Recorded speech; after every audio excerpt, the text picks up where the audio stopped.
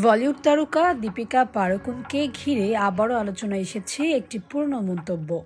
সম্প্রতি সামাজিক মাধ্যমে ভাইরাল হওয়া এক ভিডিওতে দেখা যায় জনপ্রিয় রিয়েলিটি শো বিগ বসের মঞ্চে তিনি নির্মাতা সঞ্জয় লীলা বানসালীকে বিয়ের জন্য বেছে নেওয়ার কথা বলেন।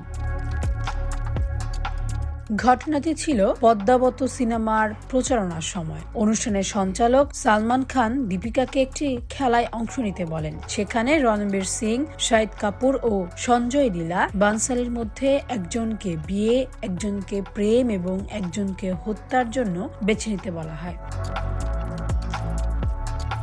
দীপিকা মজার ছলে জানান তিনি রণবীর সিং এর সঙ্গে প্রেম করতে চান, শাহিদ কাপুরকে খেলার ছলে হত্যার তালিকায় রাখেন এবং বিয়ের জন্য সঞ্জয় লীলা বানসালীকে বেছে নেন। পরে তিনি স্পষ্ট করেন এটি ছিল নিছক রসিকতা। বাস্তবে 2018 সালে রণবীর সিং এর সঙ্গে বিবাহ বন্ধনে আবদ্ধ হন দীপিকা। 2024 সালে এই তারকা দম্পতির কোল আলো করে আসে কন্যা সন্তান দুয়া।